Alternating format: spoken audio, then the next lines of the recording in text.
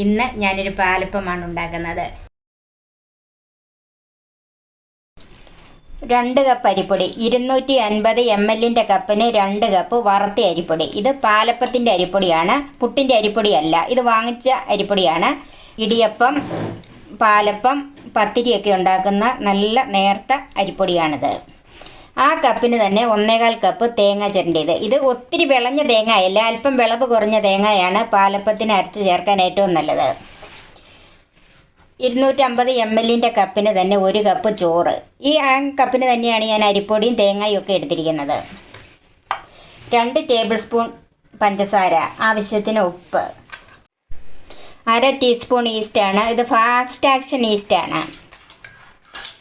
ആവശ്യത്തിനുള്ള വെള്ളം, ഈസ്റ്റ് പൊങ്ങാൻ വെക്കാനായിട്ട് ചെറു ചൂടുവെള്ളവും. Cook with Sophie, sharing 40 years experience. അത് നമുക്ക് ഈ ഈസ്റ്റ് ഒന്ന് പൊങ്ങാൻ വെക്കാം. അതിനായിട്ട് ചെറു ചൂടുവെള്ളം, ഒരു 1/4 കപ്പ് വെള്ളമുണ്ട്. അതിലേക്ക് 1 ടീസ്പൂൺ പഞ്ചസാര നന്നായിട്ടൊന്ന് കലക്കണം. ചെറു ചൂടേ ആകാവുള്ളൂ വെള്ളത്തിന്.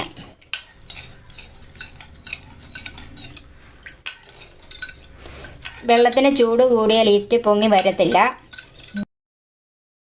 ചൂട് കുറഞ്ഞാലും വരത്തില്ല.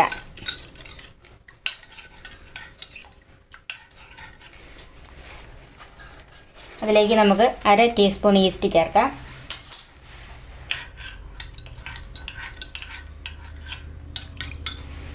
ഇത് നമുക്ക് മാറ്റി വെക്കാം. ഈസ്റ്റ് പൊങ്ങ് വരുന്ന സമയത്തിന് നമുക്ക് തേങ്ങയും ചോറും എല്ലാം കൂടെ ഒന്ന് അരച്ചെടുക്കാം. ആദ്യം നമുക്ക് തേങ്ങ ഒന്ന് അരയ്ക്കാം.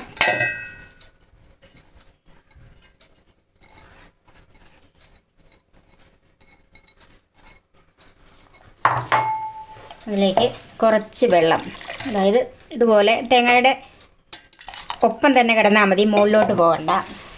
ഇത് നമുക്ക് നന്നായിട്ട് അരച്ചെടുക്കാം.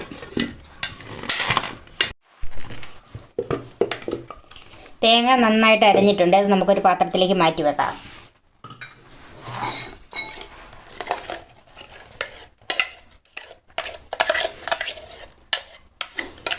കൂടുതൽ വെള്ളം ഒഴിച്ചാൽ തേങ്ങ അരയാൻ ബുദ്ധിമുട്ടുണ്ടാകും.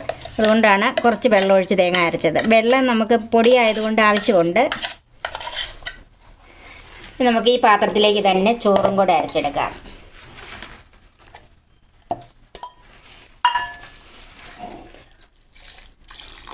ചുവന്ന നെകൊക്കെ വെള്ളം ഒഴിച്ചരയ്ക്കണം.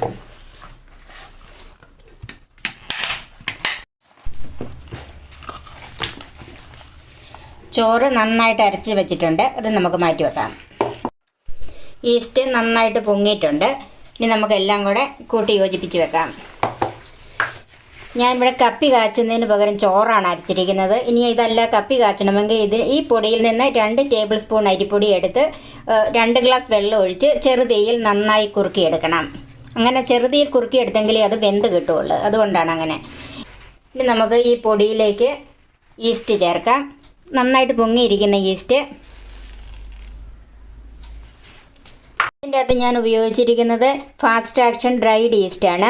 ഇത് അരച്ചാലും മതി, ഇതുപോലെ പൊങ്ങാൻ വെക്കേണ്ട ആവശ്യമില്ല. എന്നോട് ഒരാൾ ഇതിനു മുമ്പ് ചോദിച്ചായിരുന്നു എങ്ങനെയാണ് ഈസ്റ്റ് പൊങ്ങാൻ വെക്കുന്നതെന്ന്. അതുകൊണ്ടാണ് ഞാൻ ഇപ്പോൾ ഇതിങ്ങനെ കാണിച്ചത്. സാധാരണ നമ്മൾ മേടിക്കുന്ന ബോൾ ഈസ്റ്റോ ഇവിടുന്ന് കിട്ടുന്ന ഡ്രൈ ഈസ്റ്റോ ആണെങ്കിൽ ഇതുപോലെ തന്നെ പൊങ്ങിയിട്ട് വേണം മാവിലേക്ക് ചേർക്കാനായിട്ട്. ഇതിലേക്ക് നമ്മൾ അരച്ച ചോറ് ചേർക്കാം.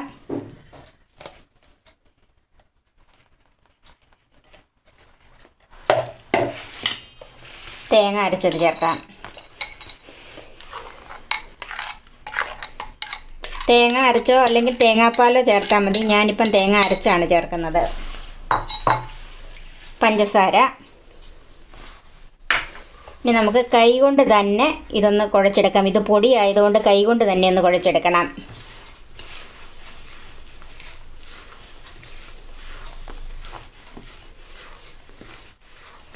അരച്ച ചോറും തേങ്ങയും ഈസ്റ്റും ഒക്കെ എല്ലാ ഭാഗത്തും വരണം. അതുപോലെ ഇത് കട്ട കെട്ടാതെ ഇരിക്കുകയും വേണം. പഞ്ചസാര ഞാനിവിടെ 2 ടേബിൾ സ്പൂണാണ് ആകെ എടുത്തത്. അതിൽ നിന്ന് 1 ടീസ്പൂൺ എടുത്താണ് ഈസ്റ്റ് കലക്കിയത്.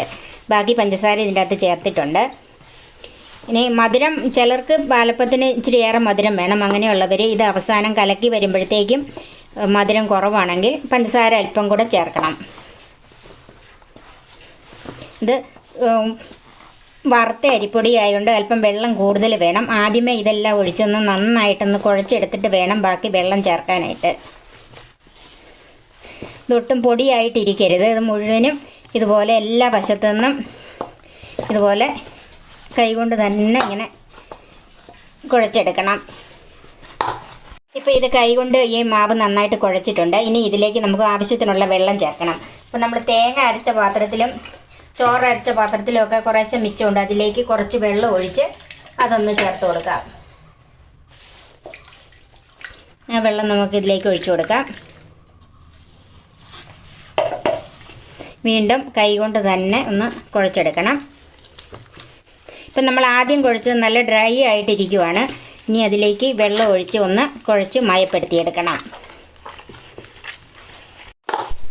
തേങ്ങയും ചോറും അരച്ച ആ പാത്രത്തിലേക്ക് വെള്ളം ഒഴിച്ച് നമ്മൾ കുറച്ച് വെള്ളം ഒഴിച്ച് അതിൻ്റെ കൂടെ ചേർത്തൊന്ന് കുഴച്ചിട്ടുണ്ട്. ഇത് പോരെ നമുക്ക് വെള്ളം, ഇനിയും കുറച്ച് വെള്ളം കൂടെ നമുക്ക് വേണം. വീണ്ടും വെള്ളം ഒഴിച്ച് കൈകൊണ്ട് തന്നെ കുഴച്ചെടുക്കണം, അല്ലെങ്കിൽ ഇത് കട്ട കെട്ടിപ്പോകും.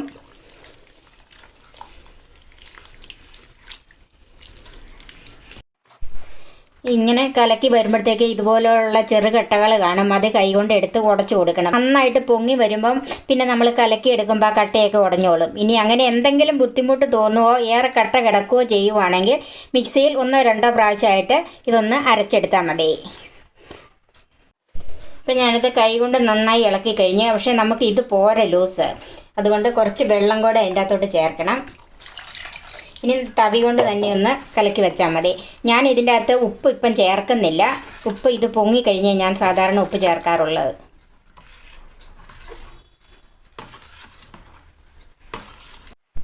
ഇപ്പം ഞാനിത് ആവശ്യത്തിനുള്ള വെള്ളം ചേർത്ത്, അതായത് ഈ കൺസിസ്റ്റൻസിയാണ് ഇതിന് ചേർത്ത് വെച്ചേക്കുന്നത്.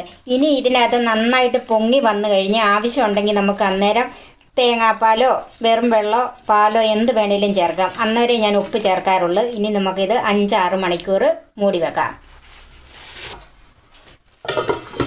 5 മണിക്കൂർ മുമ്പ് പൊങ്ങാൻ വെച്ച മാവ് നന്നായിട്ട് പൊങ്ങിയിട്ടുണ്ട്. ഇനി നമുക്കിതൊന്ന് ഇളക്കി നോക്കാം.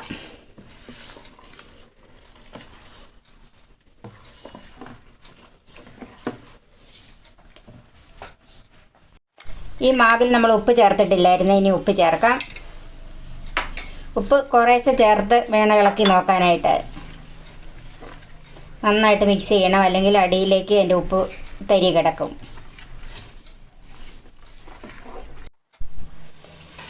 ഇച്ചിരിയോടെ ഉപ്പ് വേണം. ഉപ്പിടുമ്പം കുറേശ്ശെ ഇട്ട് ഇളക്കുകയും ചെയ്യാവുള്ളൂ, അല്ലെങ്കിൽ ഉപ്പ് കൂടിപ്പോയാൽ ഒന്നും ചെയ്യാൻ പറ്റിയല്ല. ഇതാണ് ഇതിൻ്റെ കൺസിസ്റ്റൻസി. ഇനി ഇതിൽ കൂടുതൽ വേണ്ട.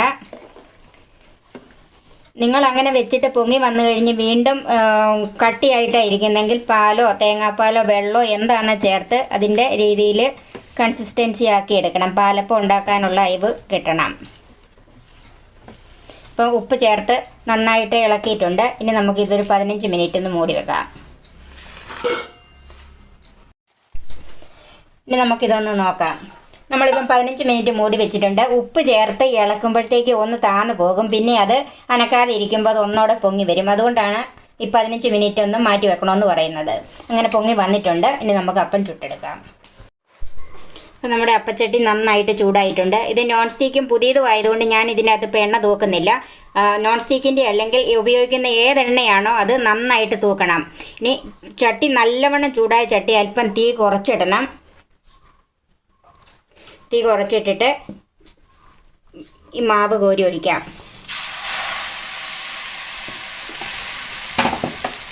ഇനി ഒന്ന് ചുറ്റിച്ചെടുക്കാം.